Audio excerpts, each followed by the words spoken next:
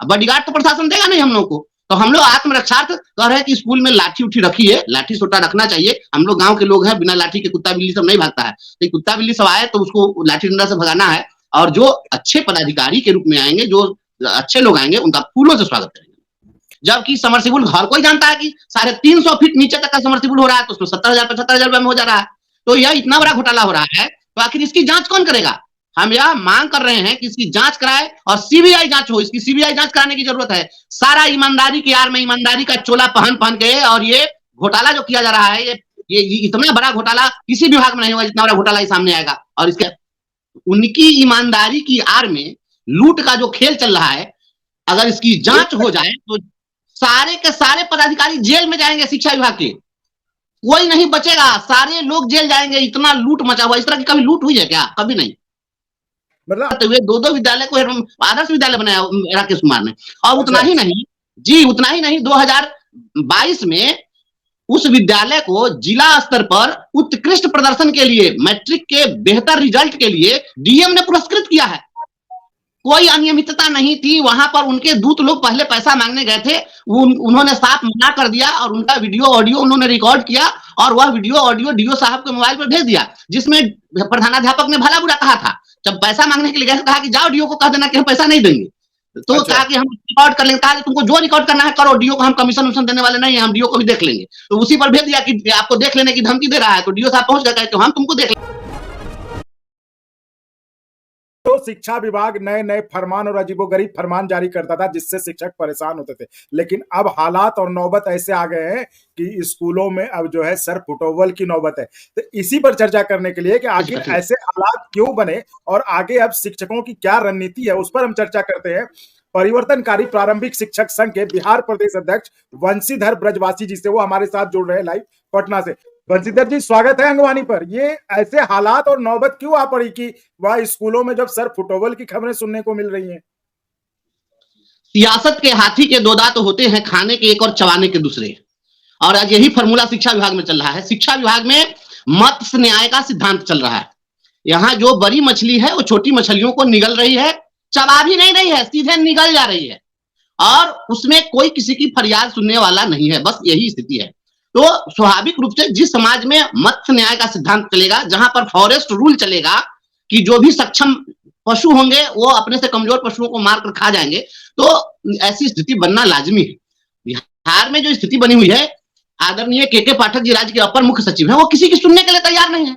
जमीनी हकीकत वो समझना नहीं चाहते हैं, सुनना नहीं चाहते हैं। उनको लगता है कि जो कोई भी बोल रहा है वो बिल्कुल गलत बोल रहा है, और वो जो कुछ समझ रहे हैं वही परासत्य है, दुनिया का अंतिम सत्य वही है। तो यह वास्तविकता यही है। उनकी ईमानदारी की आड़ में लूट का जो खेल चल रहा है, अगर इसकी जांच हो जाए तो सारे के सारे पदाधिकारी जेल में जाएंगे। शिक्षा विभाग के कोई नहीं बचेगा, सारे लोग जेल जाएंगे। इतना लूट मचा हुआ, इस तरह की कभी लूट हुई है क्या? कभी नहीं। मतलब आप जो ये मुजफ्फरपुर की जो घटना है, जहां पर कि डीओ मतलब हेडमास्टर के ऊपर आरोप है कि जो उन्होंने हमला किया, उनको चोटिल कर दिया, तो आप इसको क्या लूट के खेल से जोड़ रहे हैं? वास्तविकता तो यही है कि अच्छा, एक चीज सोचने की बात है कि एक शिक्षक अपने जिला शिक्षा पदाधिकारी के ऊपर में आक्रामक और हमलावर कैसे हो सकता है? और यदि शिक्षक हमलावर हो गया तो कुछ बात समझ में आ भी सकती है, ग्रामीण कैसे हमलावर हो जाएगा? वहां जो घटना घटी है, जो जिला शिक्षा पदाधिकारी ने जो प्राथमिकी दर्ज कराई है, उसमें स्वयं उन्होंने इस बात को लिखा है कि ग्रामीणों ने भी हमारे साथ मारपीट की है। तो आखिर ग्रामीण कैसे मारपीट करेगा? अभी भी कम से कम हमारे यहाँ ग्रामीण अंचलों में लोगों में इतनी संवेदना और इतना संस्कार बचा हुआ है कि जब भी कोई बाहरी व्यक्ति उसके गांव में आ जाए तो लोग उसको मेहमान के नजर से देखते हैं। और उसमें भी जो आप कहते हैं कि नैरेटिव बना हुआ है कि स्कूलों में शिक्षक नहीं पढ़ाते हैं, तो स्वाभाविक है कि गांव में शिक्षक और विद्यालय, शिक्षक और समाज के बीच में एक द्वंद्व की है, और दोनों के बीच में कहीं ना कहीं विरोधाभास है। लेकिन अगर शिक्षक के समर्थन में अगर ग्रामीण उतरे तो आखिर कौन सी ऐसी परिस्थिति बनी? निश्चित रूप से वहां पर, और कहीं भी मॉब या समाज किसी के पक्ष में जब खड़ा होता है तो उसी के पक्ष में खड़ा होगा जो अन्याय से पीड़ित होगा। तो सोसाइटी खड़ा हो गया शिक्षक के पक्ष में, शिक्षक का सिर फोड़ा गया ना। आज शिक्षक का सिर फोड़ दिया गया। शिक्षक ने कहा कि आप स्कूल में आए हैं, निरीक्षण करने आए हैं या मार करने आए? इसी पर जिला शिक्षा पदाधिकारी ने स्टाम्प पैड उठा करके और सिर पर मार दिया। तो सिर पर जब मारा तो शिक्षक का सिर फूट गया, और शिक्षक का जब सिर फूटा उस पर लोग आक्रोशित हो गए, दोनों तरफ से हाथापाई हुई, उसमें डीओ गिर गए, उनको भी सिर पर जख्म आया, और उसके बाद ग्रामीण इतने उग्र हुए कि ग्रामीणों ने डीओ को पीट दिया। जो मुझे जहां तक जानकारी है यही जानकारी। और ये मामला कमीशन, यह मामला कमीशन है। ये आपको बता दें, मैंने जानकारी ली है कि वहां पर पहले से 75,000 रुपया आया हुआ था, वह सर्व शिक्षा का ग्रांट का था, है ना। तो उस ग्रांट का पैसा था, विकास योजनाओं में खर्च करने के लिए था। तो उस पैसा में कमीशन, और सभी जगह कमीशन का खेल चल रहा है। अब सभी जगह शिक्षक क्या करेगा, मजबूर है, पैसा वसूली होती है सभी प्रखंडों में। तो जिस शिक्षक के साथ ये घटना घटी है, उस शिक्षक को डीओ साहब नहीं जानते थे कि यह शिक्षक बहुत ईमानदार शिक्षक है, और वह शिक्षक अपने वेतन का पैसा भी स्कूल में लगाता है। वह पत्नी नहीं है उनकी, उनको एगो बेटा है, तो वो भी कहीं पर कंपनी में बाहर नौकरी करता है। वो बेचारे अकेला रहते हैं और सोते हैं तो स्कूल के लिए, जगते हैं तो स्कूल के लिए। आप उस स्कूल का वीडियो देखे होंगे, तो देखिए उस वीडियो को कि स्कूल किस तरीके से सजा कर रखा है। एक प्राइवेट स्कूल जिस तरीके से होता है उससे बेहतर बना कर रखा है निजी विद्यालय। प्रखंड का वो टॉपर है, और वह व्यक्ति दो बार दो विद्यालय को आदर्श विद्यालय बनाया है। अपने हेडमास्टर रहते हुए दो विद्यालय को आदर्श विद्यालय बनाया राकेश कुमार ने।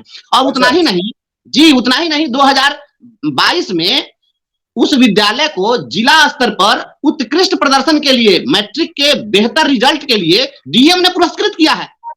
अब जो विद्यालय आपको अच्छा रिजल्ट दे रहा है, जो विद्यालय इतना सजाया गया, वहां का प्रधानाध्यापक, हमारे तो बात किसी कोई भी समझ सकता है कि वैसा प्रधानाध्यापक डीओ के साथ कैसे मारपीट कर सकता है। और उनके ऊपर कहा गया कि अनियमितता का आरोप लगाया था ना। कोई अनियमितता नहीं थी वहां पर। उनके दूत लोग पहले पैसा मांगने गए थे, उन्होंने साफ मना कर दिया, और उनका वीडियो ऑडियो उन्होंने रिकॉर्ड किया, और वह वीडियो ऑडियो डीओ साहब के मोबाइल पर भेज दिया, जिसमें प्रधानाध्यापक ने भला बुरा कहा था। जब पैसा मांगने के लिए गए, कहा कि जाओ डीओ को कह देना कि हम पैसा नहीं देंगे। तो कहा कि हम रिकॉर्ड कर लेंगे। कहा तुमको जो रिकॉर्ड करना है करो, डीओ को हम कमीशन वमीशन देने वाले नहीं है, हम डीओ को भी देख लेंगे। तो उसी पर भेज दिया कि आपको देख लेने की धमकी दे रहा है। तो डीओ साहब पहुंच गए कि हम तुमको देख लेंगे। तो जब गए वहां पर, तो ये इस तरह का बिहेव किए। एक शिक्षक है कोई सम पासवान जी, उसके साथ इन्होंने धक्का मुक्की किया, उसका कॉलर पकड़ के घसीटा, जैसे लोग बताया हमको। तो ये सब जो तो ये सारी बातें हुई, तो ये डीओ का काम है। ये ऐसा डीओ जो हो सकता है, वो डीओ नहीं है, वो गुंडा है। मैं एकदम साफ साफ बोल रहा हूँ कि ये गुंडा है। ऐसा पदाधिकारी कोई भी हो, हम ही क्यों नहीं हो, अगर ऐसा बिहेवियर है तो गुंडा का बिहेवियर है। एक पदाधिकारी का, अभी शिक्षा विभाग के पदाधिकारी का ऐसा बिहेवियर होगा, बहुत शर्मनाक। ये अभी जो शिक्षा विभाग में जो घोटाला हुआ है, यह मैं बार बार कह रहा हूं, यह चारा घोटाला से बड़ा घोटाला है।